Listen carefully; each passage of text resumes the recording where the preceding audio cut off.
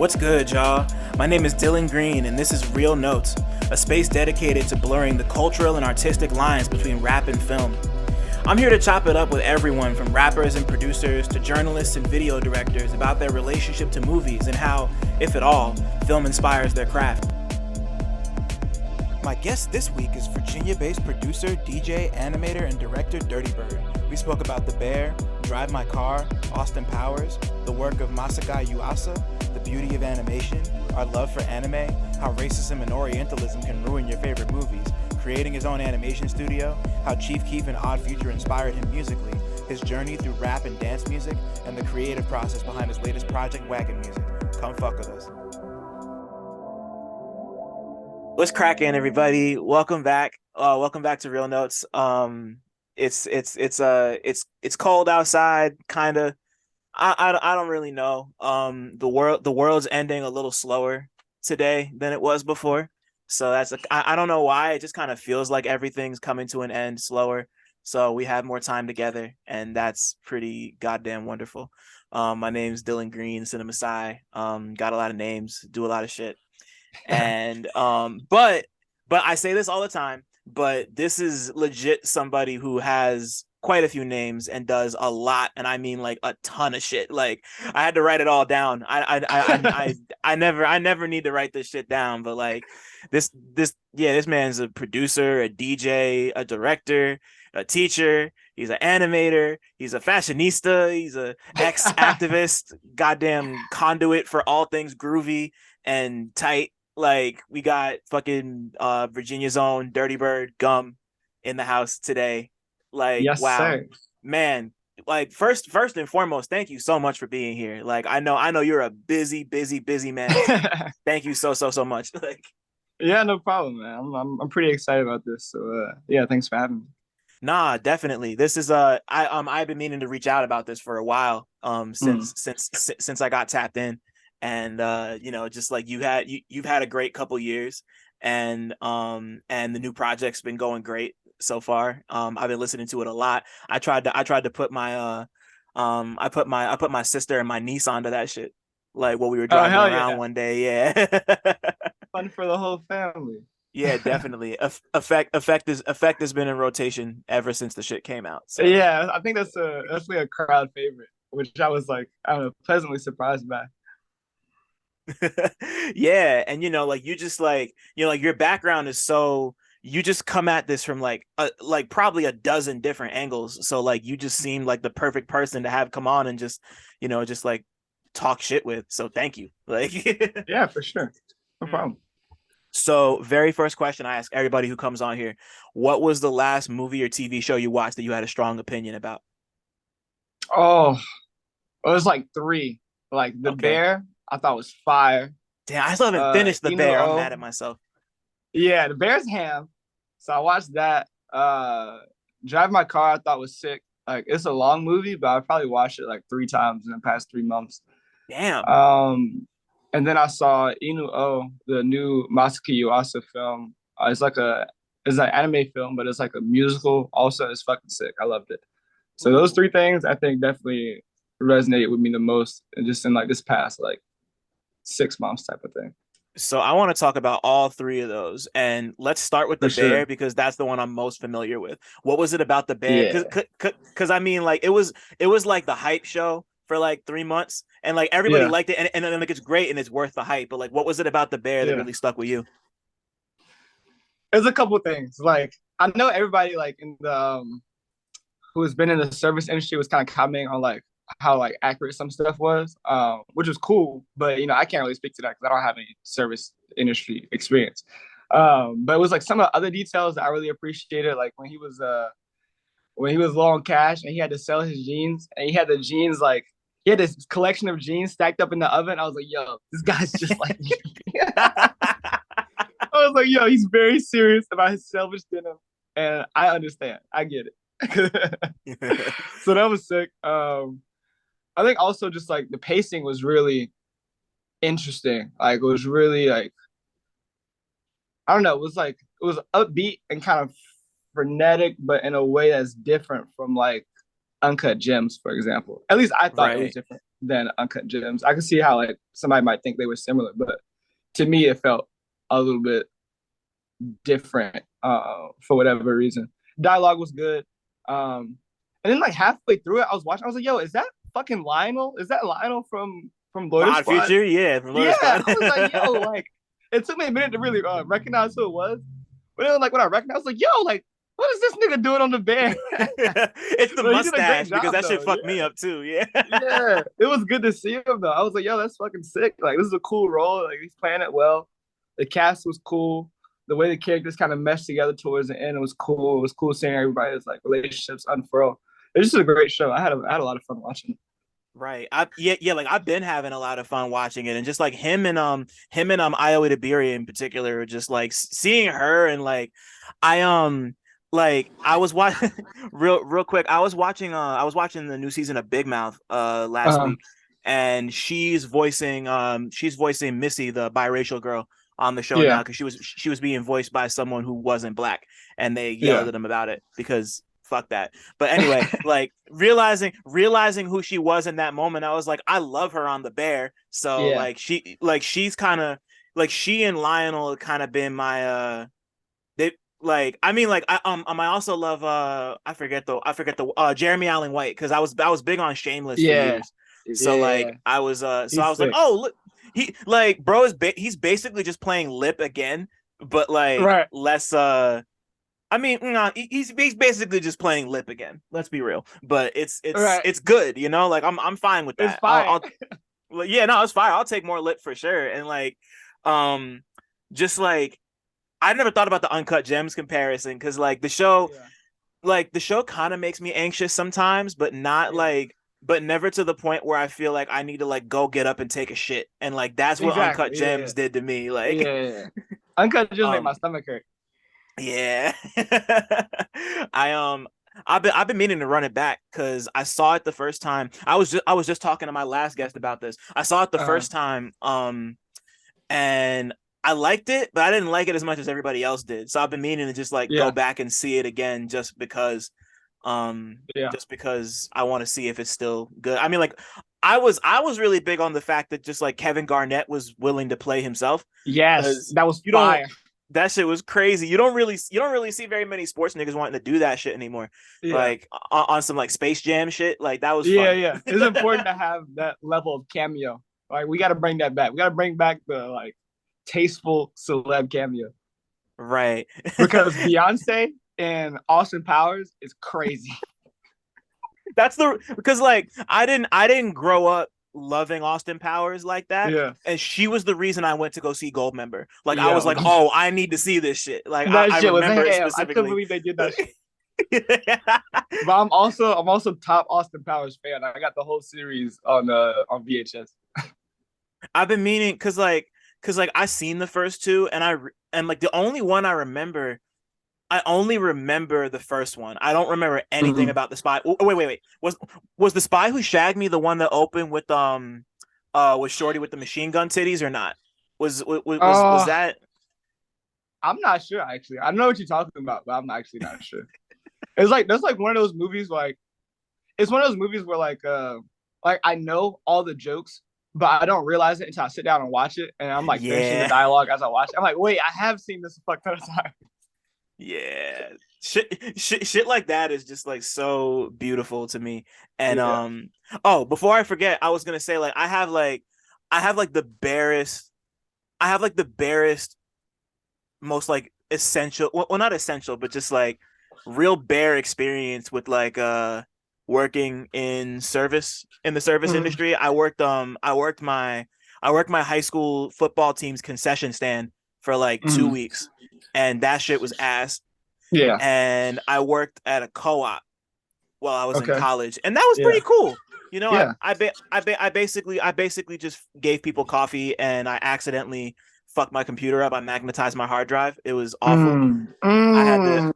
I had to finesse. I managed to finesse a new hard drive and not pay $750, but it All was right. it was. But anyway, like I get it, but only like to a certain extent, because I didn't spend years working in like a kitchen as a sous chef Right. or any Right. shit. But Yeah. like just seeing all of that and just being like I got like a crumb of this shit, you know? Right, So like just right, kind of right. so like I kind of lived through it a little bit, but also it's just like it's just really well written. Like like you were saying, the flow is great. Watching them accidentally give a bunch of kids LSD at a party was fucking baller. That shit Yeah, killed me, bro. that shit was That was. insane. And the parents came in, and he was just like, "Huh, you finally got him to go to sleep." You just just roofied all these poor kids. Like, Yo, that episode was insane. That show's fire, man. There's this other show I like. Let me try to Google it real quick. I can't mhm. tell this like called Tokyo Vice. Oh yeah, it is Tokyo Vice. So it's like this white guy who wants to be a journalist. Okay, now usually this would tick every box on my like I have to hate this show list. Yeah, Or like some random white guy, he's going to Japan, obviously. And in Japan it was like, oh, Yakuza, da da da da da. So it's like a very yeah. like stereotypic story. But the show is fire. And I like Uh-huh. it. So it's pretty, I don't know, it's pretty cool. It's like the fucking the white guy who plays Jake, the main character's name is Jake Adelstein or something. And he's like, oh, just some fucking loser white guy, but I can't help but root for him in the over the course of the show. It's pretty cool. Where is it? Because I feel like I heard of that before. It's on HBO Max, I think. That's why I heard about it. Yeah, Yeah, I saw it when I was scrolling through. yeah. Apparently, it's adapted from like a book too. If I'm not mistaken. Hmm. Yeah, it's based. It's like based on a true story, which is what kind of got me into it. It was just about like I don't know. It's kind of like underbelly of like criminal life in Japan during the era, which I don't know. I'm big into crime stuff, so they got me. They got me that time. Yeah, no, I gotta tap in that case. And what were the other two things you mentioned? Because it was Inu O right. and Drive My Car. Right. So yeah, because Drive My Car is something that's been on my list forever, and I just haven't had the time. So like, how'd It's you like Drive fire. My Car? It's fire. It's the greatest Saab advertisement of all time. Damn. It's cool. Like it's cool because I think it showcases like a lot of what I like in Japanese melodramatic storytelling. I was telling this to Swami Sound the other day. Actually, we were kind of talking. I think it was who am I was talking to? Is it him or my other friend Justin? Well, I was talking to them about Drive My Car and just about how like it's so riveting even in its like in its slowest moments. And I think that is like one thing that Japanese melodrama does really well in having something that could seemingly be about nothing or that could be like something really mundane and if like long to watch or like long to experience, but be like really impactful the entire time. Hmm. Which is hard to do. It's hard to like hold somebody's attention for that long, let alone like make them feel something very intensely for that long. Right. Like my favorite scene was the one where the woman who uses ASL was doing her monologue, and it was just silent. And I was just reading the subtitles. I just started crying, bro. It was so good. It was so powerful. I was like, yo, this is crazy. I've never seen, because up until that point, I had never seen ASL used like that. Oh, well, maybe it's not American Sign Language. It's just sign language, I guess. Right. But it was my first time seeing sign language on screen in that way, and I had no idea it could be used so like effectively in a film. It was crazy. It was fire. I loved it. Damn, that's so tight. Yeah, I had heard I had been hearing really great things, but I just haven't had I'm also a big fan of all the stuff you're talking about Yeah, melodrama, just like particularly in Japanese film. yeah. And this isn't Japanese, but you also just reminded me. You ever see The Handmaiden before? South Korean movie? I haven't, but I've been meaning to watch it. The Handmaiden's tight. Mm. It's kind of sad, but it's just like very much like it's like a it's a love triangle going on there. That's all Yeah. I'm gonna say. Okay, wait. Okay, wait. I don't want to say much else. But either way, Drive My Car has been on my list forever. So I'm excited about that. And Yeah. talk to me about Inu O because I have no idea what that is even. Yo, it is by far Masaki Yuasa's best film. And I say that as a huge fan of everything he's ever done. Hmm. Um, it's so good. Like essentially, kind of I'm trying to explain it without spoiling it, but essentially there's this guy who has who was cursed And the way that he is able to undo the curse is by telling the true story of of a group of warriors that passed away in this conflict, and Yeah. in telling the truth about this political conflict against the wishes of the imperial regime, he's able to like free both himself and the people who died like spiritually. It's crazy. It's like Mm. it's very fire. And so over the course of the movie, there's like all these like musical numbers and dance elements.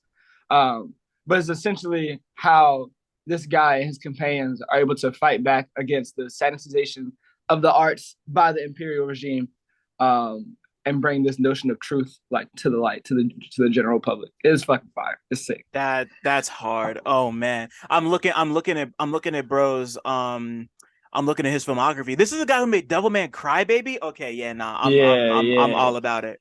I'm yeah. all He's about it. sick.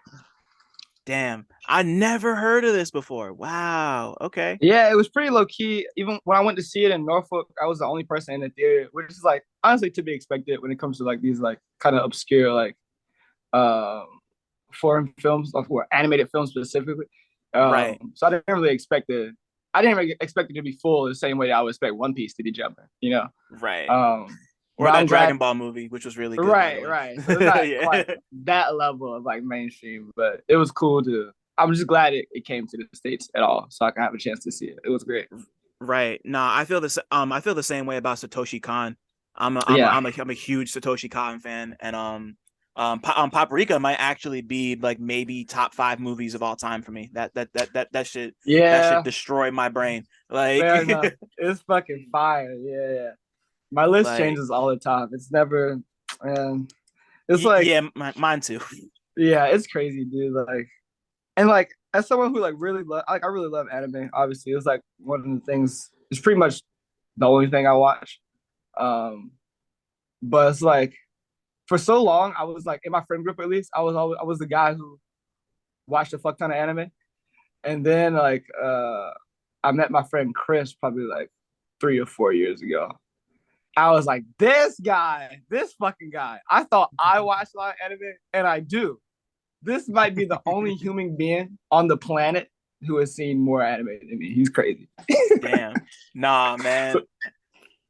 I feel it. Like I got a bunch of homies like that. Just like, you know, yeah, like back in high school, I'd be the one person who wasn't either reading or watching One Piece, and I would just like yeah, absorb it all through the way they talked about it. Like One Piece yeah. and Naruto were just like the two things they would always talk about, and I would just kind of Classic. like pick it up from there, you know, Yeah, like yeah, yeah. and like obviously I've kind of picked up on not everything, like you know, like if you don't start One Piece at some point, like you might as not not to not even bother, but like I'm not catching up to One Piece anytime soon. You know, Yeah, it's just a chore. I'm not Yeah, tripping, but yeah. but I feel it. You know, just like having those like being humbled in that way is Yeah. sometimes like kind of tight. You know, Oh, it's like fire it's because now yeah. I get like all these crazy recommendations like, yo, you haven't seen this OVA from 1983, and I'm like, you're right, I haven't, but I will now. Oh, bro, when niggas start diving into the OVAs, that's when you know it's Yeah, serious. Like it's crazy it's because just I was that nigga. I was the OVA watcher, right? So I yeah. already thought like, yo, I'm hip. I'm hip to all the crazy shit. Niggas don't. They're not watching what I'm watching. And then I met this guy Chris. I'm like, he's like, yeah, I seen that. Yeah, I seen that. Yeah, I seen that. I'm like, all right, all right, all right, all right. He starts busting out cassettes with the OB strip and shit. Just like you seen this, like Right. I'm like, okay, guy. All right, guy. All right. We get it. We're both nerds. God damn. so so now let's run it back to when you were even younger. What was the first movie experience you could remember having? Like it could be at the theater, it could be at your cousin's house, wherever. Like the first thing you can Scarface. remember. Oh wow, okay. Scarface. I watched that way too young, and I loved every minute of it. Because this was You didn't back. see that in the theater, did you? No, no. I saw Okay, it yeah, yeah. with my dad. Like, my dad was watching me, I think, and I was just like over there hanging out playing a game, and they were watching Scarface. I was like, yo, like, let me just watch this with y'all. Let me see what's up. And so I just watched Scarface with my dad. I was probably like 7 or something, maybe 7 or 8. But Yeah. ever since then, it's been one of my one of my favorite movies. How how long did it take you to realize that you shouldn't be like fucking Tony Montana. It didn't take long, but it's because I was like in the hood kind of like not like not like me personally in the hood in the streets and whatnot, but just being a kid growing up around a lot of guys who sold drugs and shit. I was like I already knew what was up before I even watched the movie. Right. You know what I'm saying? So I already could tell. I was like, oh, this is a drug movie, right? So I was good, even though I was mad young. Um, but you know, I had a good. I feel like I had a good head on my shoulders. Shout out to my mom. Right. That's So I was able to kind of watch it and not take away the wrong things from it per se. good shit. Yeah, no, I only ask because like that's like, like when I talk to most people about Scarface, myself Mm-hmm. included, like you watch the movie and all anybody of a certain age remembers of that movie is like the end with the shootout and just like all the Yeah, cool shit that Tony gets. And then you watch the movie again when you get older and you realize like, oh shit, he made all the wrong moves. He did everything that he wasn't supposed to do, and then he was right, mad that he died. And on top of that, right, he wanted to fuck his cousin, right? I right. think. On Right. top Yeah, of all of that, on yo, top of it's all of crazy. that shit. Like it's just like it like like speaking only for myself, like it took me a while to really like put like to really connect the dots and like think like, oh yeah, like this is like a like Scarface to me is like Jurassic Park. It's like the Jurassic Park of gangster movies where it's like you Yeah, watch it and the whole point is like don't be like Tony Montana in the same way that right, Jurassic Park is like don't make Jurassic Park. This is not a yeah, good idea. Do not do right. it. Like That's how I feel about a lot of like sci-fi movies too. Where they're like, "Yo, this is bad. This is dystopia. Please, whatever you do, don't do this." And then some guy with a bunch of money was like, "I'm gonna do this thing that I saw in this movie 20 years ago." It was like, right. like the whole movie just told you not to do that." We made the T-1000 like from the Right? Like, popular oh film my god, Terminator 2. Like, here stop we it, go with son. these. Crazy. Stop it. Yeah. No, all the videos I see of these bipedal robots running around and doing Right? Look, obstacle robot course. dogs, I'm like, fucking son, like guns attached to a robot dog running around. Like, yo, did y'all not watch any sci-fi movie from the last 30 years, bro? we're not ready for this shit, bro. Have we 10 learned nothing? we learned what we wanted to learn is that Right. and and that's just like I just want to pet a robot dog, I guess. I don't know. I don't get it. But we're here. Right. The future's bleak, but at least it looks kind of cute, right? Right. Speaking of, okay, since we're talking about movies, Yeah. I have to voice my hatred for Blade Runner, unfortunately. Oh no, don't do this. I have to let niggas know how much I don't like Blade Runner. Tell me why, son. Tell me why. Why? It's because, yo, who's the main guy? Is it Harrison Ford? Yeah. Yo, he's so swagless. Like, I know his character's Okay. supposed to kind of be swagless, but he's like a little bit too swagless.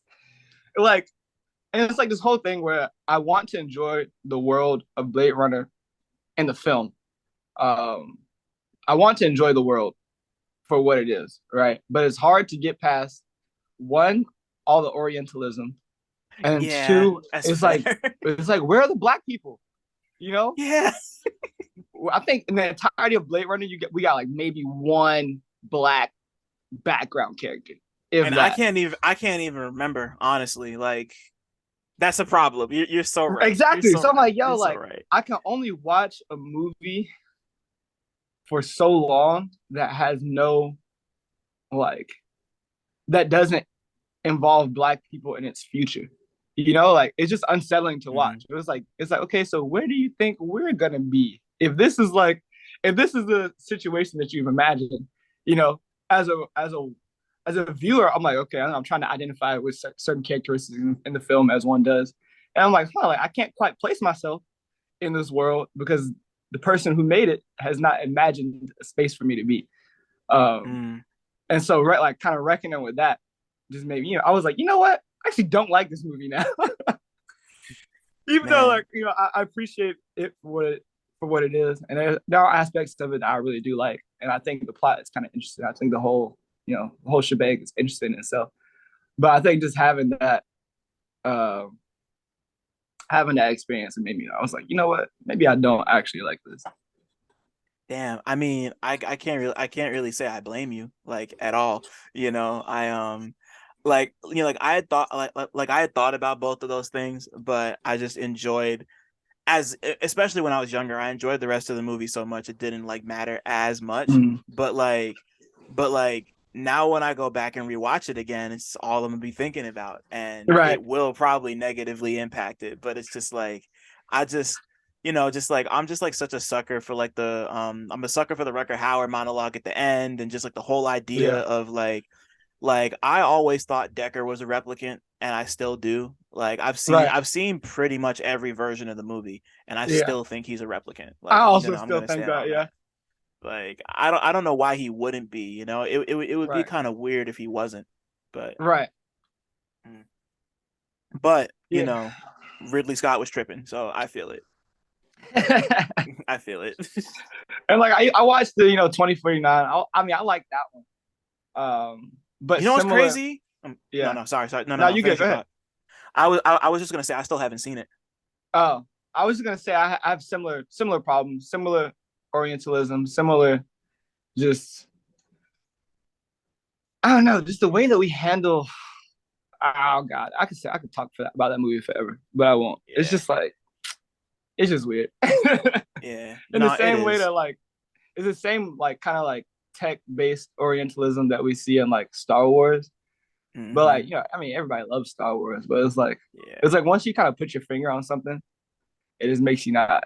It makes it harder to like give it that like that suspension of belief type of thing or whatever. Right. Suspension of disbelief. It makes it harder for you to kind of get engaged. And it's like, you know what?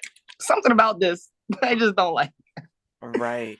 Nah, it's like no, like it definitely corrupts the whole thing if you you know, like it's just built that way. And it's just like I'm actually happy we're talking about this because I've been thinking Mm, a lot about how I've been thinking a lot about how do I even want to put this? Just like how race in general kind of like affects the way that we watch things.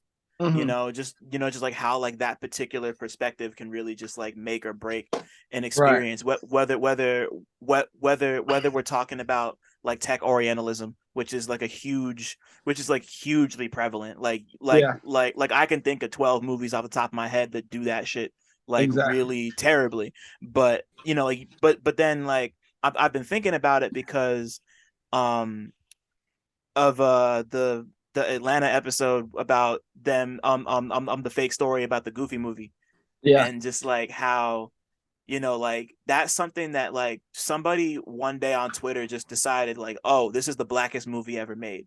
Like I had Right. never really thought about that before. I guarantee you like most people hadn't. And then Right. it's like, huh, like you think about it and it's like it kind of is, isn't it? Right. In some ways, and just like Yeah. how just like even if it's just something as even if it's something as simple as like Tevin Campbell playing the music dude, Right. and it's just like somebody else who's not black watching that is going to have a completely different experience unless they're told by somebody like, oh, this Right. is what it.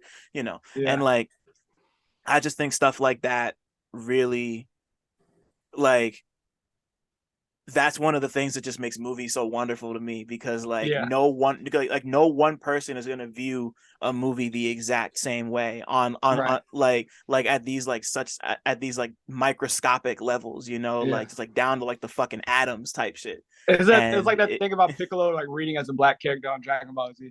uh-huh. It's like I don't Yeah. know what it is about that man. Maybe it's because nobody listened to him. Maybe it's because he got to raise somebody else's kid. But something about him that is a black man.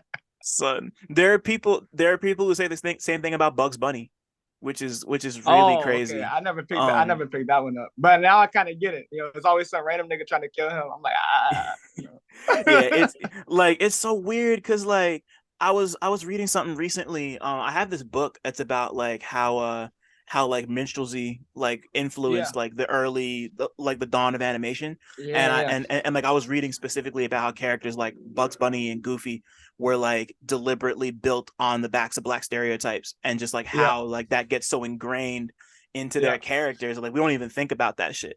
So Bro, like when I had to learn about that in college, like during my animation class, I was like, it was like, yeah, it's just one of those things where it's like, damn, dude, everything really come back to anti-blackness. Like everything. Like I can't even watch cartoons, nigga. Fuck. Right. Like and you like just like just like take that and apply that to like the way Orientalism is just like so Yeah. prevalent in American Right. cinema. It's just like Right. like we just can't like we as in I mean like obviously like not all people of color are like Yeah. the same, but like just like us as people of color, just like we just gotta like it's just there no matter Mm-hmm. what, like it's Yeah. just It's just it's literally just there. And that's one it is thing. That just was rough. my biggest gripe with, I guess, like sci-fi in general, is that every time it's like, oh, it's the future and we're in LA, and what do you know? Everything's for some reason in Chinese or Japanese now. Whoa. And it's like, yo, like where y'all even get that from? Like how Right. y'all Like start thinking about the future? The first thing you can think of is, yo, there's gonna be Japanese businesses everywhere. be That's their afraid. first Like concern. Be afraid. Right, right. Don't forget to like be afraid. Yeah. It's crazy. Like, because like one of my favorite tie-ins, I guess, with like sci-fi and like fashion and just like the things I like was when I was in college, like 2018, Ralph Simmons did his runway show in Chinatown. It was Blade Runner themed. Um, I was like, yo, this is fire, my favorite designer in one of my favorite places in the city. Like, and I was like so stoked about it. But now like kind of thinking back on it now that we started talking about Blade Runner, I'm like, man, like maybe it was a bit too on the nose, bro. Like maybe it was a bit, even though I still love the collection, but now that I'm thinking about all the Orientalism shit, I'm like, man, like you said, it's just everywhere. It's just everywhere. yeah, we just gotta like we just gotta like take what we learn and what we appreciate. And I mean like it's I don't even know how to approach the shit sometimes. You just Right, gotta like sit back and think about these things you love and just like right, like it's okay. Like it's okay to have problems with shit.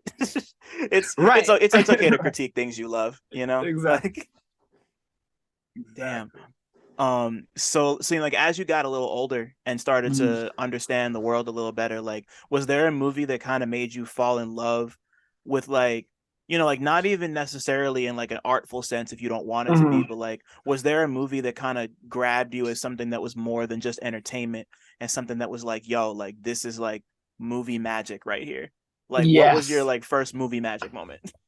Oh, my first movie magic moment. Fuck. Uh, if I had to really pick, it would probably be Mission Impossible 2, Mm-hmm.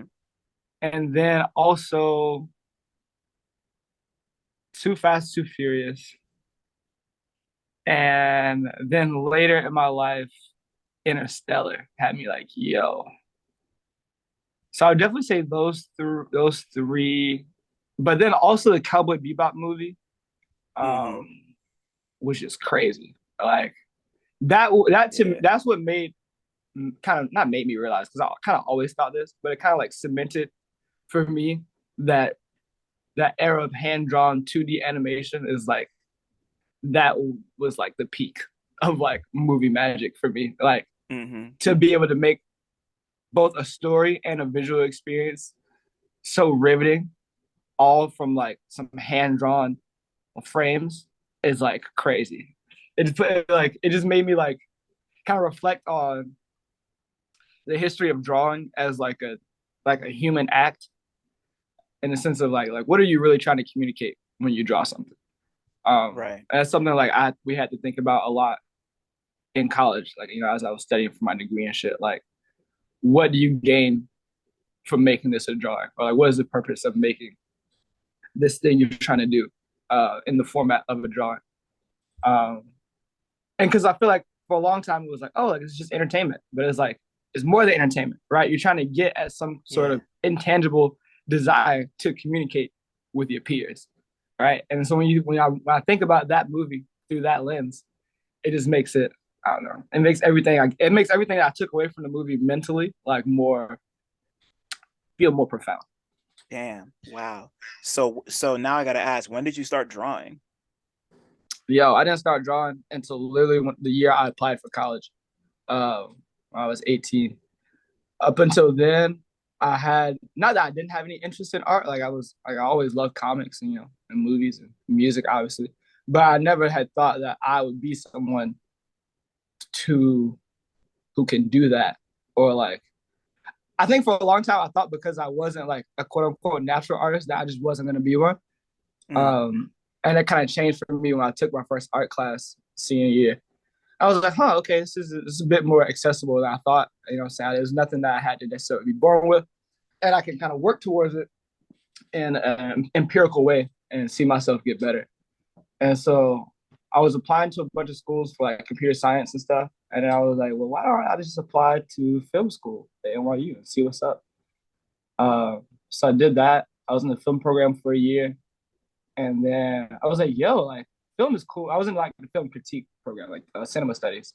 Yeah, I me was like, too. yo, this is That's exactly cool. what I went to school for. Okay, sick. Yeah. I was like, yo, this is cool, but like I'm trying to make some shit. Like I'm trying to make a movie, bro. Like I'm trying to like Hmm. get my hands dirty. And so I switched to the studio art program, and yeah, it was just life changing from that point on. Like I don't really draw. I don't draw any as much anymore now because I'm kind of in the music thing. But Yeah. I still think about drawing a lot, like a lot. Like on a day to day Right. basis, I feel like I think about drawing and painting and sculpture a lot, even though I don't necessarily do those things anymore. Yeah, and you also got the studio for that. So like Right. Yeah. Yeah. Yeah. yeah. Shit. Before we move on further from that, when did I mean like I mean like it seems to me like music's kind of been a part of your life from the jump, but like when did like like what was just like walk me through like your early life with music. Like what was like when like not I don't want to say when did music first come into your life, but like Yeah. when did you first start noticing it more? Like when did it become more than just like, oh, Yeah. it's music? Like, Like probably like middle school. I think it's because I think it comes along with that like sense of like self identity and like who you are as a person. It's different yeah, from like just riding around with my dad and hearing like ambient like gangster rap music and stuff, which I enjoyed. I was like, yo, this is like I would be in the moment, as a young kid, like, yo, like, okay, this song is cool. I like this song. I like the music that my dad plays. And then as I got older, I was like, like I really do like this music. I should find more of this. I should kind of get in tune with it a little bit more. I should be more discerning about the stuff I like and find new stuff that I like even. right. So it was the first time where I like think I actively sought out music that wasn't rap music. Um, I was like, man, if I like rap music this much, then I wonder, what kind of other stuff I might like. I might, Right. I might see what's up with this Michael Jackson for a little bit. I might see what's up with this Alicia Keys for a little bit. I don't know. See what this Maxwell talking about. So I kind of had that experience from middle school up until high school. Um, and then we kind of had like our generation kind of had this really crazy moment with Chief Keef, where he's like, Uh-huh. and with the whole Our Future thing, where it was like it was a lot of people who are like almost my age. And I was like, yo, this is fire. Like this music is crazy. Like it feels cool to be a part of this kind of like cultural moment. And so like having that kind of like collective identity as a generation musically was really interesting. I think pushed me in different directions as far as like my musical interests and my tastes and whatnot. Right. Um, so yeah, I had like a good like 7 years of just like real musical evolution, just in terms of like what I was consuming and what I thought I might like and how I was finding it. Right, because like you pull from like 80,000 different places, Right, like yeah, like like you talk about it a lot. You can hear it in the shit you make. And right, it's just like it's really interesting to hear you say that like Chief Keef and OF were kind of like a catalyst for that because I yeah, can like I could totally see it just because like I also remember being there at the start of like the big OF phenomenon. Like I think mm-hmm. the first time I'd ever heard Tyler was on the games Martians versus Goblins with on the song with the two of them and Lil Wayne on it. Yeah, And then I saw the Yonkers video and I was like, oh, like okay, like this is something. Like right, I took my sister to see them at we were in Connecticut. We saw Tyler fire. get into a fight. We saw Tyler get into a fight with somebody and throw them into a nacho machine. It was crazy. That is so crazy. That was a good ass night. But like, like Tyler pulled for, I mean, like Tyler wasn't the first person to pull from 80,000 Right, different places, but like he really awakened something in a lot of people around that time. How old are you? You don't mind me asking? I'm 25. Okay, I'm 30, so we're not Okay, that word. far apart. But Yeah, like, yeah, because I was in college when OF first started to pop off. But like, it was just yeah, there was really like something like animating about that, right. and like, like since you're so well known for kind of working in this like house dance electronica space, like where Mhm. did that come from? Like when did that really start moving you? No pun intended.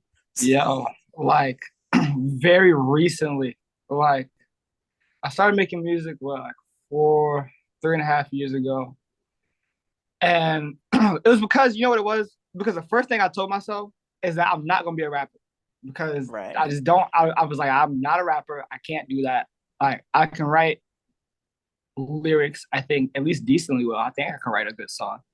But I don't have the at that time I felt like I didn't have the charisma to like be like a rapper, because then you have to really stand on what you're saying. You have to be really Uh-huh.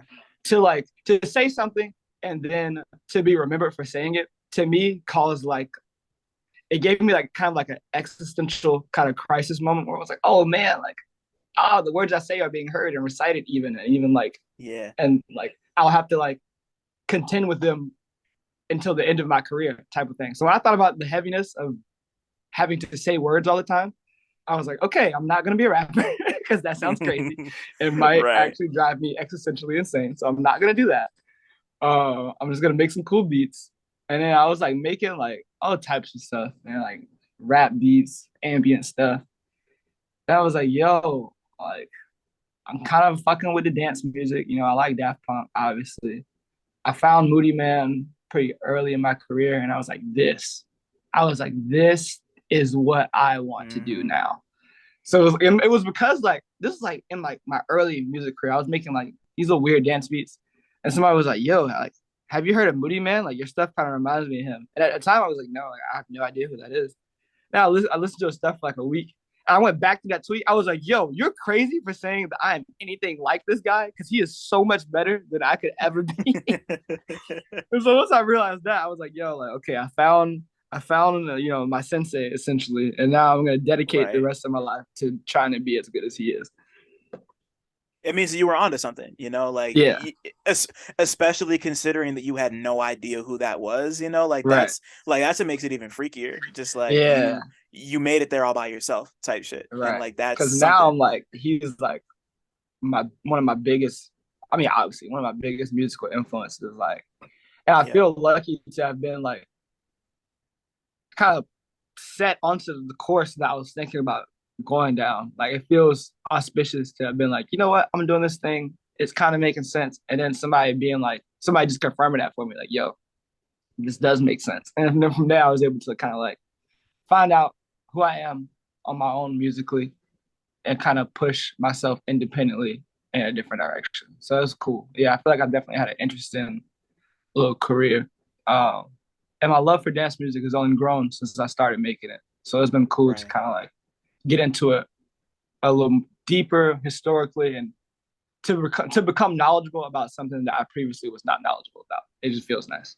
Man, that's so tight. Like just like, Yeah. like you kind of went through this whole shit before you even like before you even had like a rep, Yeah. and you just like just I that's just tight. I don't even know what else to say to that. Like it's like just hearing you even talk about hearing you say the words like I don't want to be a rapper is like so like Yeah. you already knew that that's like not to say that you knew what you wanted, but like you Yeah. knew like sometimes it's even more important to know what you don't want, like Yeah. regardless of yeah, because like you'll hear stories of people who are just like, yeah, like I didn't want to do this but I did it anyway, but it led me to Yeah. something cool, or it didn't lead me to something cool. But like sometimes not knowing what or sometimes knowing what you don't want to do is really that thing that'll be like boom, so Yeah. you're here now, like Exactly. You know what it was for me is that I made this album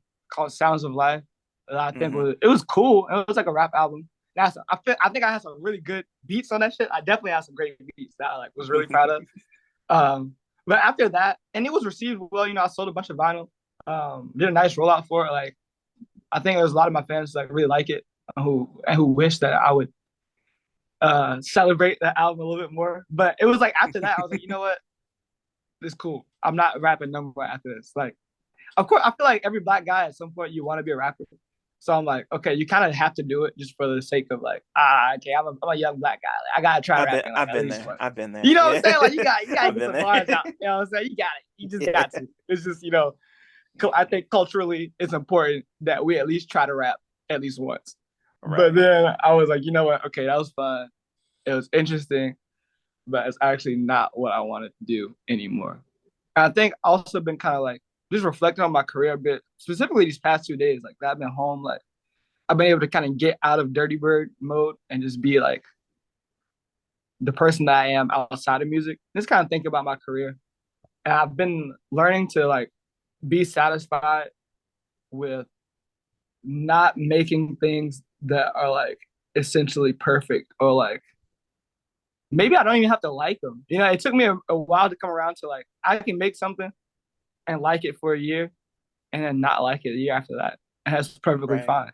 So I've been kind of like learning to let myself not be stressed about like the meaning of being a good artist. You know, like being a good artist doesn't necessarily mean that I'm always gonna make something that I like and I'm always gonna like that thing. And it's perfectly fine to recognize the flaws in my own work and just let it be what it is. And that's And like one of to the biggest yeah. lessons I learned. And yeah, just like to know that like you're gonna change and that's okay. You know, Right. like it's like, like it's cool to not, yeah, like it's cool for your taste to change. Like you don't have to like the Exactly. same shit that you were liking 10 years ago. Like you don't Right. have to be on that type. You can, and there's nothing wrong with that either, but it's just Right. like, like everyone's different and brains work differently, Exactly. all that shit. You know what did it for me? I was listening to Wagenmuzik like probably like 3 days ago. And I was just so high. And I was like, you know what? I was like, do I even like Wagenmuzik? And it kind of freaked me out. Stop. I was like, yo, like, do I even like this? Like, what was I trying to do on this album? But then I realized that like asking myself that question was the important part. Cause it like I could live with my answers after that. But some people never get to that question. They're like, what am I actually doing? What was I trying to communicate with this project? What was my goal? And like it's easy to like lose track of like your artistic goal when you're trying to like stay alive, and like make money and shit.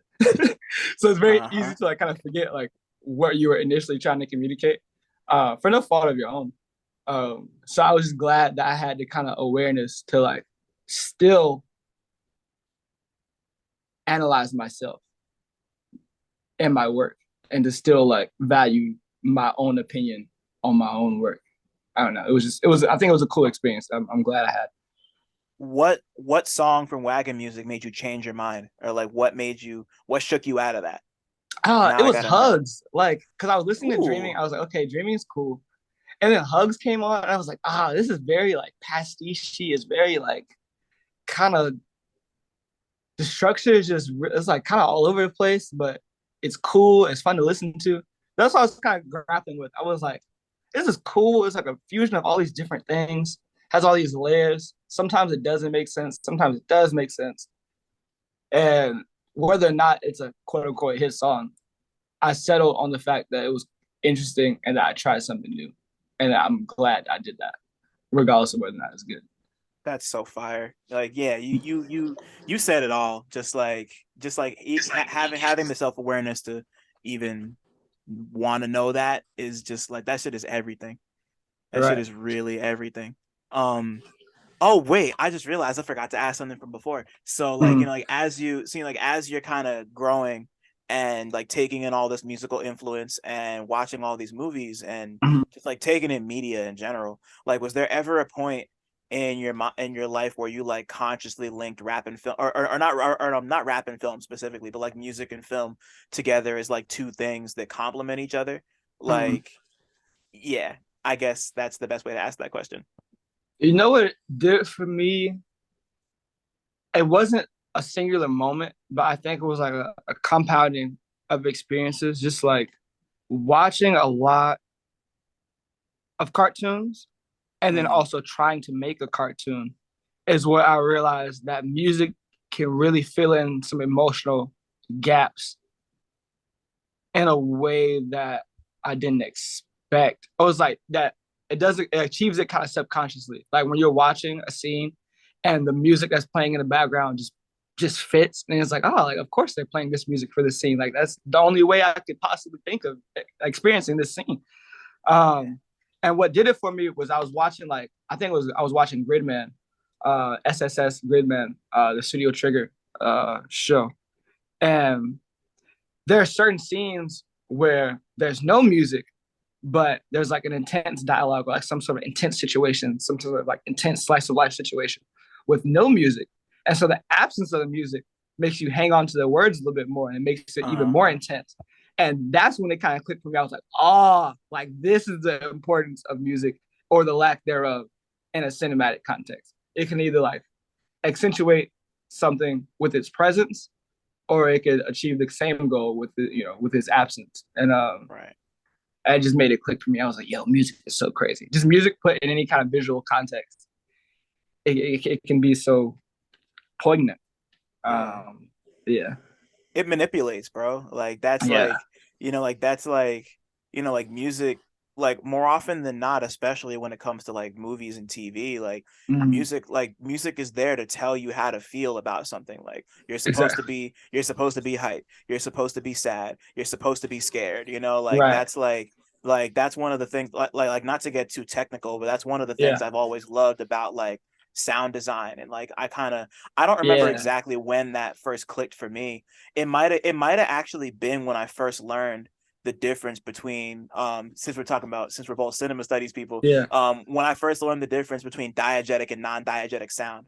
And just like the Yeah. fact that and just like the fact that like for people listening who don't know, like the difference, like diegetic sound is sound coming from a place where you can see, and non-diegetic sound is sound coming from a place you can't see, something off screen.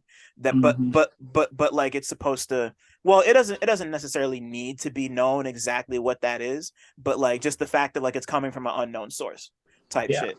And like I think that, like just kind of thinking about music in like in the non-diegetic sense, like when it comes to like being a score or like Mm-hmm. or like a soundtrack choice. Like I just I just saw the new Black Panther Yeah. early for reasons. And like I was because I was reviewing, or yeah, by the time this comes out it'll be out. I reviewed the soundtrack for Pitchfork. And I spent the last like week, or no, maybe like the last like 4 days listening Uh, to the soundtrack and thinking to myself like, all right, so like where are these songs gonna pop up?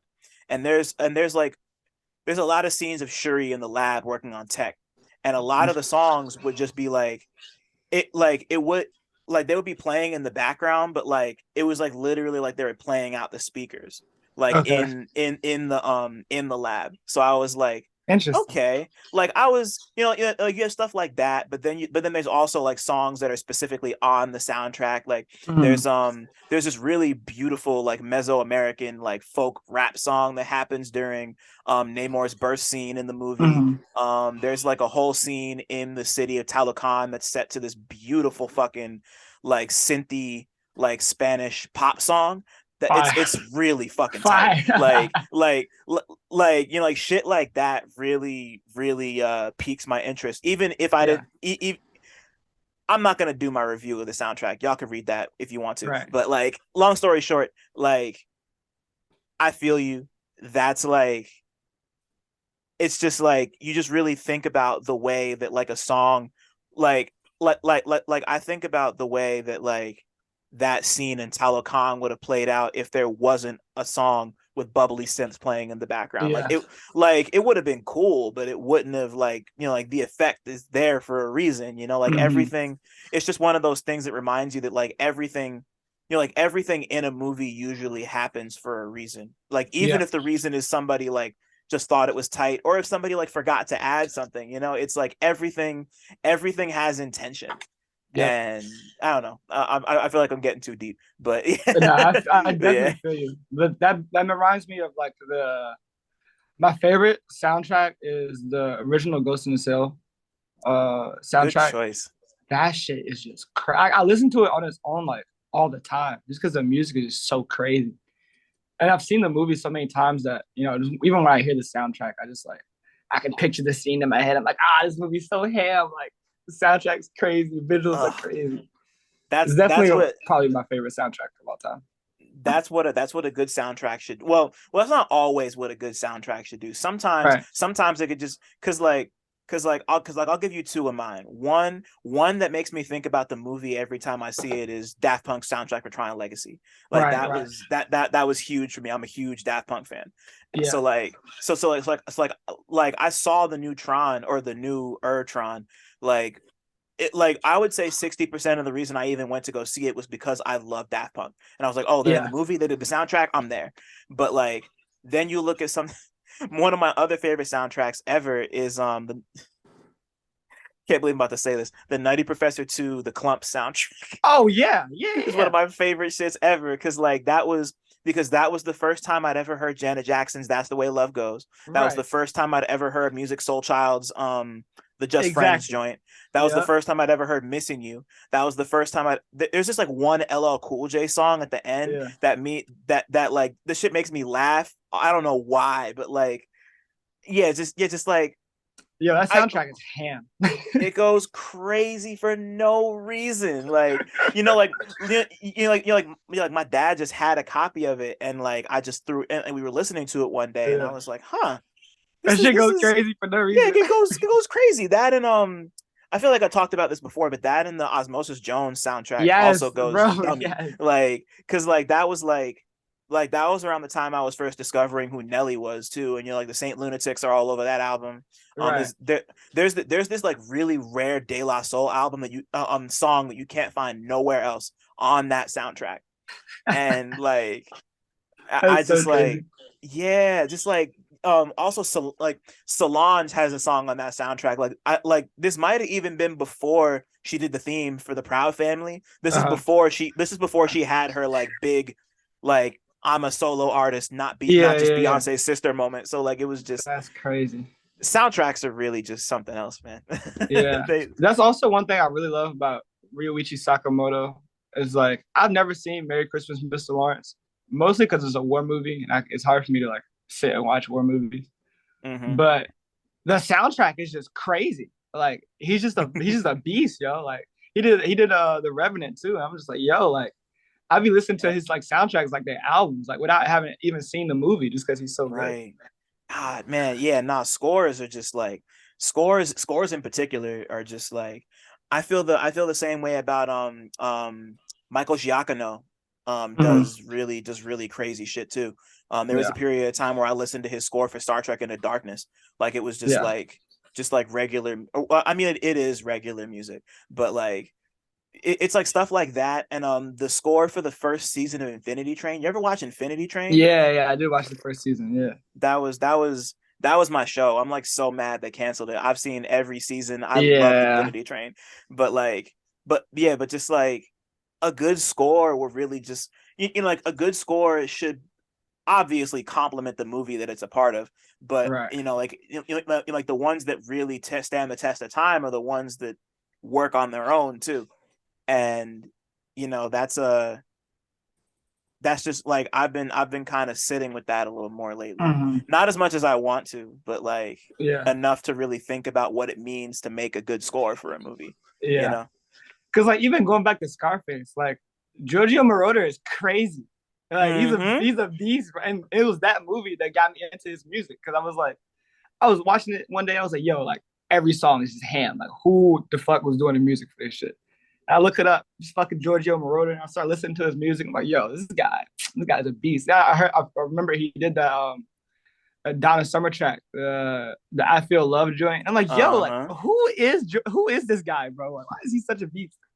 See, you know what's crazy? I didn't even know Giorgio Moroder did the Scarface soundtrack, and I didn't really learn about him until Daft Punk's Random Access Memories came out, and they did the little Mm-hmm. mini documentaries on all the producers and the featured artists, and like Yeah, they explained who he was and the fact that he worked with Donna Summer, and I yeah, was like, and like that, like that's what put me on to him, and yeah, like he's like one of the first people who like realized that you could use a synthesizer to like make music. You know, like Yeah. Right. Right. he's a goddamn legend. So like just to, you know, like sometimes it's just, yeah, I get it. And like, and once again, I had no idea bro did the score for Scarface. Like that's, now I Yeah. gotta go rewatch Scarface and like See, really take exactly, that right? in. Like Exactly. Exactly. god damn.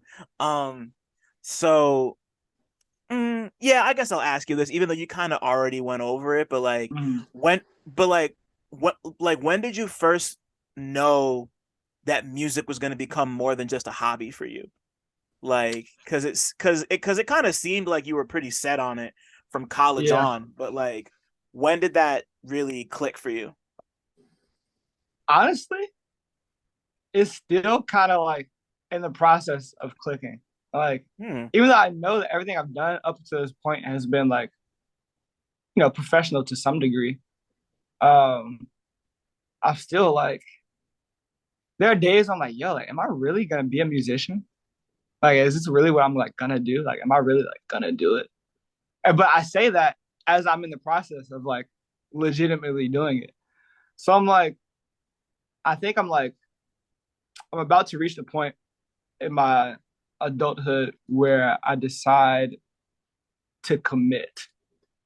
I think it's like one of the first times, not one of the first times, so it's like one of the few times in my life where I've actually felt like I have to like just really commit to like a lifestyle change, you know? Hmm. Because like I was thinking about this also because like I'm going home soon, and I was just like, I was like, man, like everything I know just about being a person in society outside of music is vastly different to like being a public figure, you know? Like Yeah. I just been a regular nigga for 20 years, you know? And now I'm like getting recognized at In and Out. I'm like taking photos with people and I'm like, it's cool. I'm like, yo, this is not normal. Like this is not the common experience. So it kind of Right. freaked me out a bit. And I was like, man, like, okay, I have to really like this is gonna be a different way of living. It's gonna be like a totally different experience. But if I commit to it, I can do it in a way that's like healthy and interesting. But the Hmm. problem is you have to commit to it. And so I'm like trying to like I think figure out how I can best set myself up for success as a normal adult outside of music, but also still do the music thing.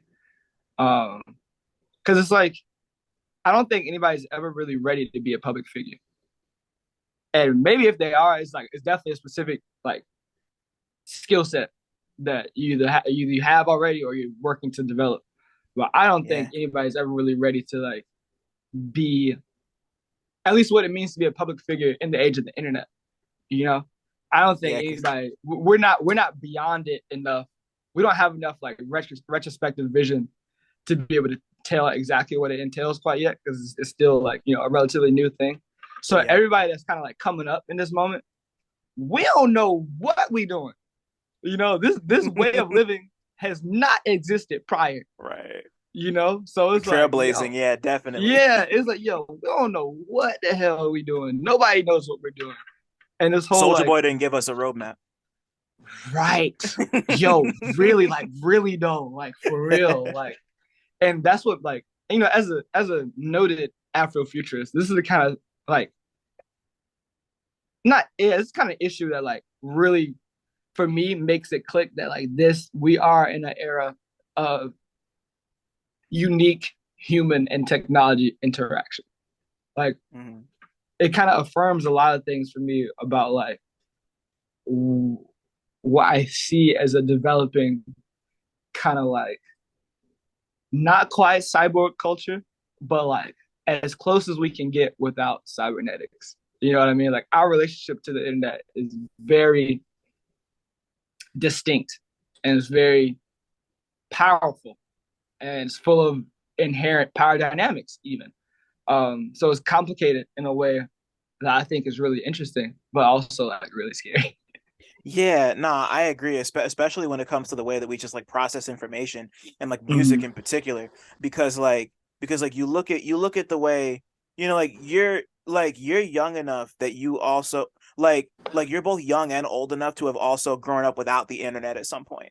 Right, And like like you had already kind of started to take in so many different kinds of music. You were already processing so much information just as like a fan of music before right, the internet really supercharged what it meant to process information type shit, right, and it's just so different in the sense of like like actively going and looking for stuff versus being like bombarded by like, hey, it's Friday, here's 45 new albums to listen to.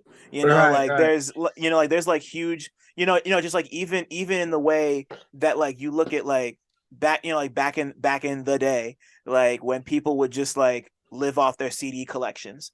And it's Yeah. like, all right, I got like 20 albums. Like these albums are going to be the things that I really sit with. Like whether it's out of necessity or just Hmm. like what you have. It's just like this is what you sit with and this is what you consume and this is what you enjoy. And if you want to Yeah. go get more, you got to go to a certain place to do it. And then the Right, internet right, makes that and then the internet makes that even easier. And it's just like, all right, now I got like 80 albums right here. I got right. like I remember when things really first started to pop off with like LimeWire and fucking Yeah. Kazaa and shit. Like people would be walking around with like 250 gigs of music with like nowhere to put it, you Right. know? And now, like I just think about that with you because like I know that you pull from so many different places and have made Mm. so many different kinds of music. Like I was digging through your SoundCloud today and I found like the very first thing that you made, the fucking the Faith Evans flip.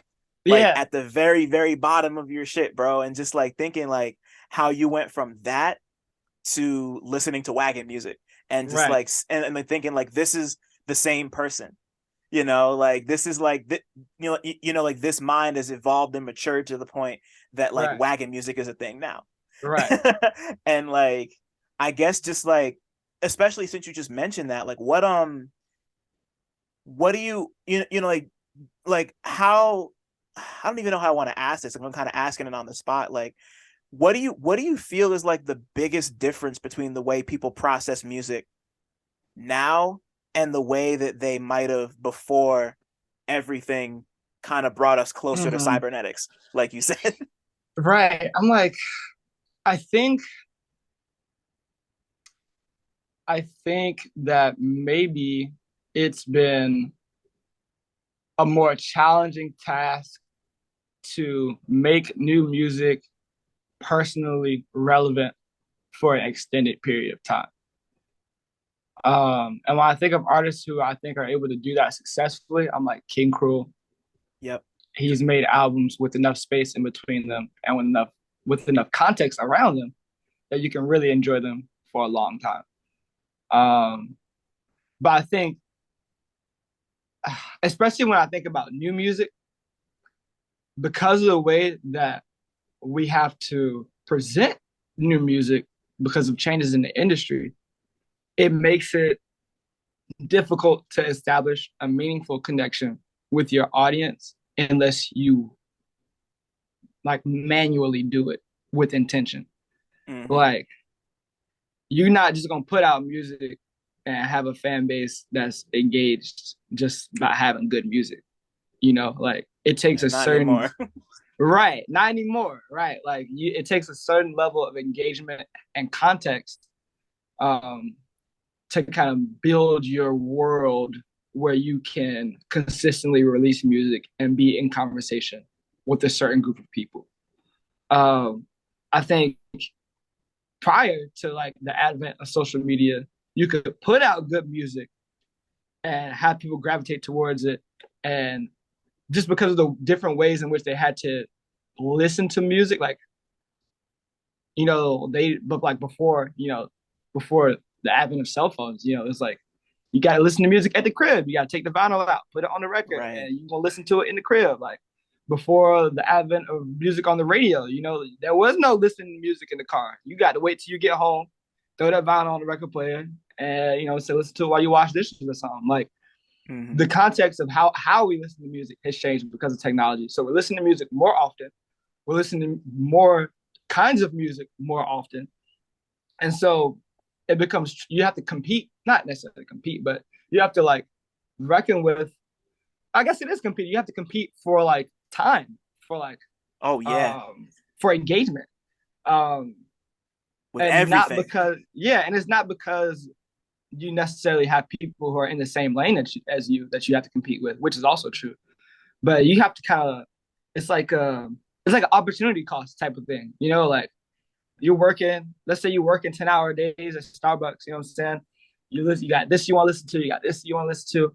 And I was like, you got to compete with like people's like day-to-day livelihood. You know, like there's so much music in the world and so little time, essentially. So it's about Right. how are you going to foster a relationship with this listener that keeps them engaged. Um, and I think a lot of new artists aren't really ready to do that, which is okay because it does take a lot to do. It is kind of Hmm. like it's kind of weird to do even because I'm like even for me it's like I don't know like I'm glad people listen to my music, you know, and I'm glad that I'm able to engage with people who like my music and dare I say I even have a community of sorts. Um, but it did take a lot to get to this point, and it is a lot of like social work, but like not in like the social work sense, but it is a lot Yeah, of yeah, like yeah. just communicating with people, which I find to be very scary sometimes. So it's like I totally understand if people don't want to put in that extra like elbow grease to like build a community for my music from scratch. Like that shit not easy. Um, Nope. it's very nice to be able to put out music and not have to do that. But I just think the way that even artists are perceived as people, and the way that our like identity is consumed as a product, um, changes the relationship that people have to music. And I don't know, it's getting weird. That's all I can really say. Is that it just feels Yeah. weird, you know, like compartmentalizing different aspects of like being an artist and being a person, even and having that bleed over into each other time and time again. It's just I don't know. It gets weird. A lot of the way that the arts is being consumed, both online and in real life, is changing Right. because of technology and capitalism. So we're just gonna have to see. It's one of those things where we don't have enough hindsight to really like tell like, dang, like, is this weird? Yeah. Like, is this sustainable? Is this okay? So like I said, I think everybody's just kind of like trying to figure it out all at the same time. 100%. Like, like the lines are blurring. And on top of that, just like, like that'd be difficult enough if you were only doing one thing. But Right. like, like you're like a producer, you're a DJ, you're an animator, you do all this shit, like, and just like, you have to, you're kind of thinking about this, like you're thinking about this like multilaterally in that Mm-hmm. way. And I want to touch on Gum Animation Studios because like Mm-hmm. I want to just just like a when was that a thing? I feel like I've only really seen you talk about it much like recently over the course of the last like year or two, Yeah. maybe. So like so like why, on top of all the stuff you were doing with music, why did you decide like, hey, I want to make my own animation studio and bring in a bunch of people to help me Yeah. bring that to life? You know what? I think this is honestly always been the animation stuff has always been my goal. I thought Um, so. Yeah. Even before music, I was like, I love cartoons. I've been watching cartoons my whole life. I've seen like pretty much every Nickelodeon show that's ever existed. I've seen almost also the entire Cartoon Network catalog. Like I got all these hundreds of hours watching Japanese cartoons. Like it's my it's like one of my first interests. You know, so like even going to college, like when I was in the cinema studies program, I was like, yo, like my end goal is that I want to be able to say that I made something with my own hands from start to finish. That I wrote it, I directed it, I assembled the team. Like we together Yeah. made this object. Um, so that was my goal before music. And I realized that I could use my skill in other genres or in other mediums to make that dream a reality. And so I'm kind of trying to leverage my music career in a way that allows me to make things outside of music. Right. Um, and so last year, I finally got around to like writing something that I was proud of. A little like 60 page, like 1 hour kind of OVA situation.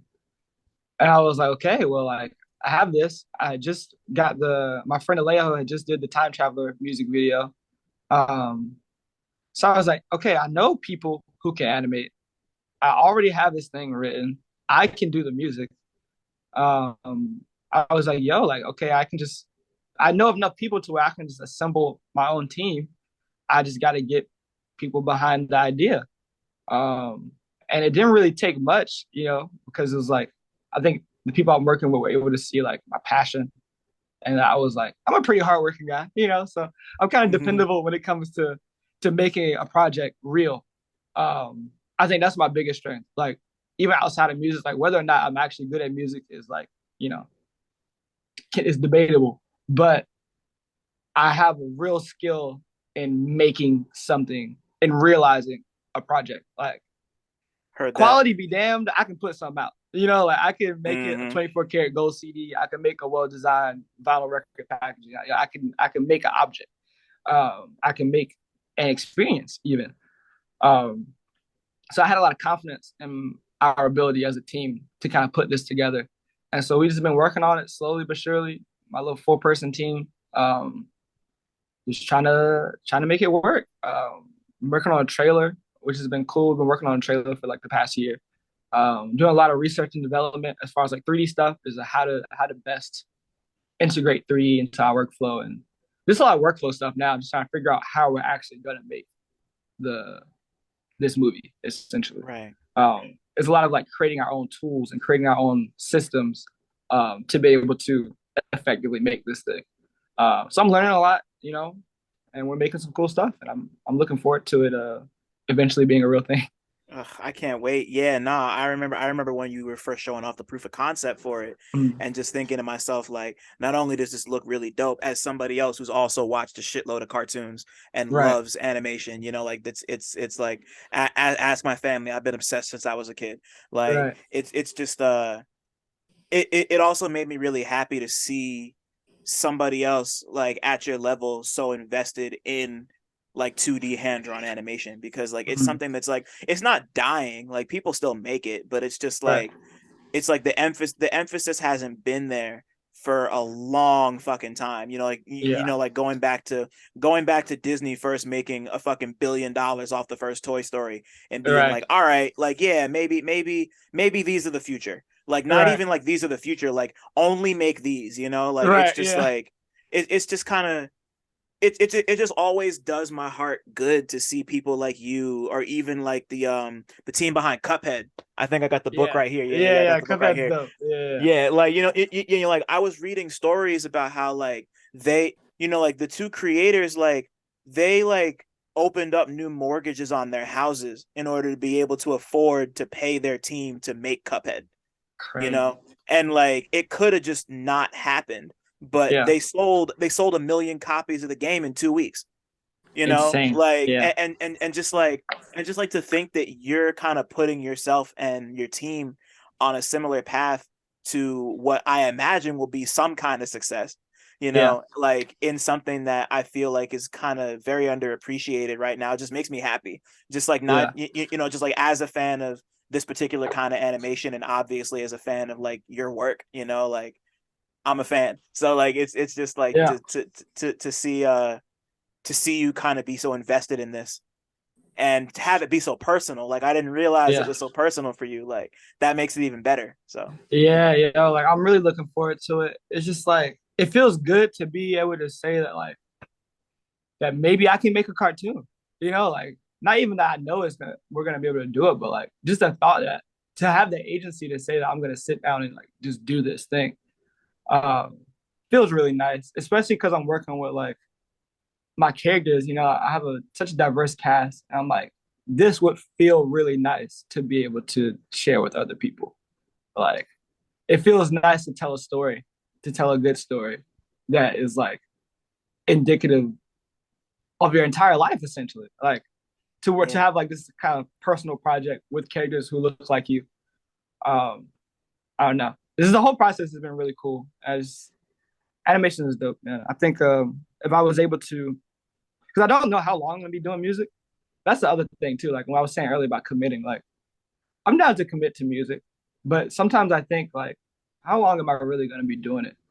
Um, and if I could somehow pivot, if I'm able to have both a successful music career and also a successful directorial career, I will have felt very fulfilled at the end of things, I think.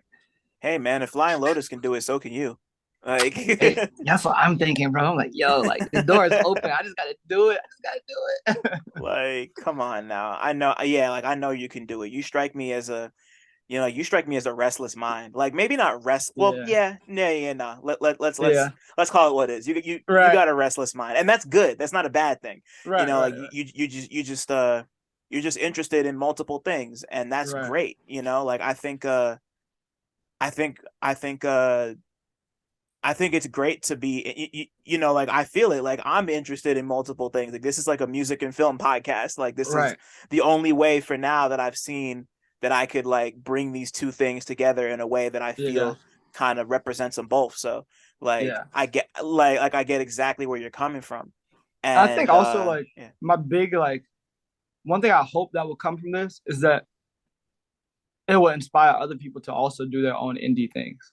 Because it's like I feel like if you see some random guy from Twitter go make a cartoon, wouldn't that make you be like, all right, I can also make a cartoon, yo? Like this guy Yeah. going just like going randomly making a damn cartoon, like maybe I can also make one. Yeah. Let me And I pull up think the it would just be sketchbook. Let me go check some YouTube shit. Yeah, right, totally. right. I Yeah. think it would be really cool to see more people have these kind of like. Of course, it's an enormous undertaking. I'm not saying that anybody can just do it randomly, but right. it would be nice to like. I want to see more people doing like this level of like indie stuff. I know there are, but like it would be nice if this became like a regular and like consistent thing where I go on Twitter and I find these pockets of people who are working on a project together. Like that's cool. Like that's essentially what brought me to the internet in the first place. This idea of like Right. just a group of people collectively pushing towards something. It Yeah, would be black nice people to, at that. Like, like that's yeah, the yeah, right, yeah. right, yeah. Like it's cool to like to see that. I would love to see more of that.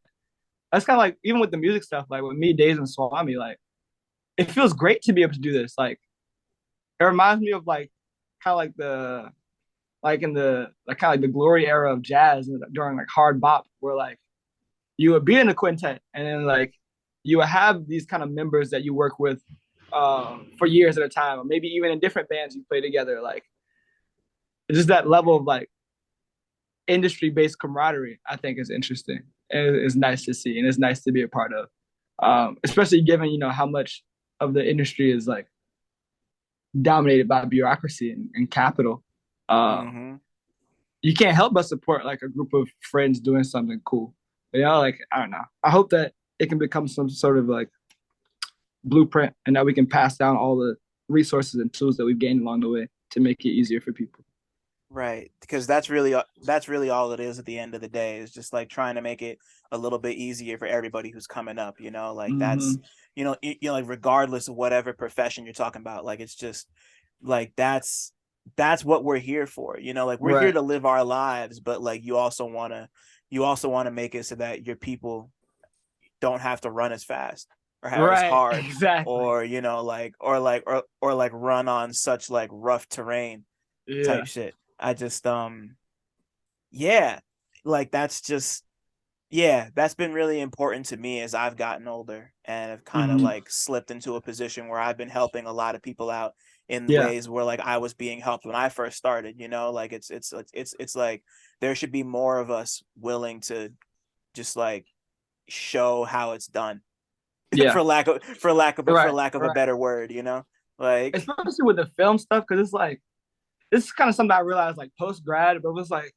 if you're not in the film world prior to graduating, it's extremely hard to get involved in the production yeah, of a film or something after the fact. Like I'm trying to like find like funding and like trying to find people who can like help us get the project off the ground. I was like, yo, like I don't even know. Sometimes I'm like, okay, I really don't know what I'm doing when it comes to like right. making a movie. And it's like, it's not really my fault. It's the general public, nobody could really ever do this like just randomly. So it kind of makes Yeah. sense that I don't know what I'm doing. But it's just like, yo, there's so much like beyond what I know already when it comes to like how to make a movie. Um, there's like, I don't know, it just feels like it's like glass ceiling type of thing where it's like I know there's something right above me that I just don't know that I Hmm. just can't connect to yet. And then my life would be so much easier if I could just reach up and grab whatever the hell that is. Um, but that's what also makes me want to like make it easier for everybody who comes after me because I know right now the resources that I lack. So once I get them, I'll make sure everybody who comes behind me is not lacking that thing that I needed. Right.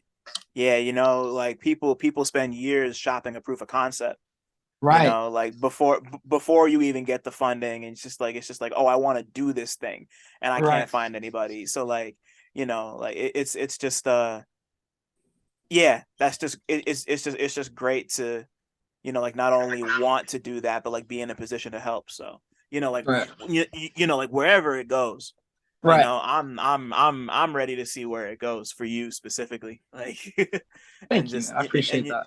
yeah, no, and just like considering that like you're doing all of this on top of just like just like the amount of things that you do is just very like, like I get tired for you sometimes, but it's like but it's just a really nice it's just a nice reminder of what it means to like work smart and not necessarily like too, I mean, like you're traveling a lot, but so like Right, you're working hard, but like it's, like you're working smart on top of that.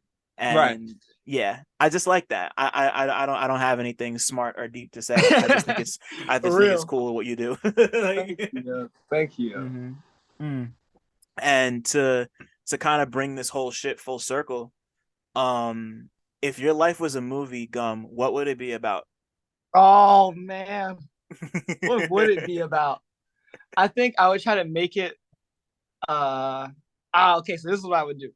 It would be like a period piece, set sometime before like electrical technology, but the things that would happen in the movie would be a parallel to like my modern life. That's what I would try Mm, to do. Like it would be some sort of like maybe I'd be like a rogue or like a bandit or something, or like some kind of guy in some sort of village, and then just the events in my life would just mirror my real life in some way. I think that would be really cool. mm. The more that I talk about that, I actually kind of want to do that now. Hey man, that sounds like what you're talking about already sounds like Trigun. There we go. I was trying to think the show with Yeah, Vash yeah, the yeah. Stampede. Yeah, like you Nah, you know what it I is, yo? It's because yeah. like between me and my friends, like we have like this kind of like recurring bit where it's like where we like treat we treat life kind of like a video game. It was like, yo, like I used all my meter at the last show, like I'm bad tired. Yeah. So it's just like treating life like a video game. I would do that, but like some sort of like RPG like world. I think that would be funny. That'd be tight, like just kind of like evolve the whole Scott Pilgrim shit a little bit, Yeah, because yeah, that's yeah, because but like just like because you said that about the, yeah, like I think stuff like that, and every once in a while like my friends and I'll make a joke about it, but it's not like it's not like a recurring theme enough for it to yeah, be how it is with y'all. But like you saying that reminded me of the scene in Scott Pilgrim versus the World where bro goes to the bathroom and he has a pee meter and he just like yeah, yeah, pees, and then the pee meter, yeah, just it's like shit like that, like it's just, yeah, exactly. just, yeah, just like the way that like, it's like games, yeah, like we could have a whole other 3 hour conversation about games, Right. but like, like that's just like the way that that shit just like, damn, now I'm thinking about the fact that like in the same way that like rap kind of broke my brain, Yeah, like I feel like video games and movies kind of like they like they're the way that we perceive the world, and we're yeah. not the only ones who think that way. Right, right, right. Like it's just like so, it's so crazy to see how like, like this is just like the way that we perceive the world, and Mhm. it all just comes down to perception. Yeah. And yeah. Skyrim broke my brain forever because now I refer to everything I don't feel like doing as a quest.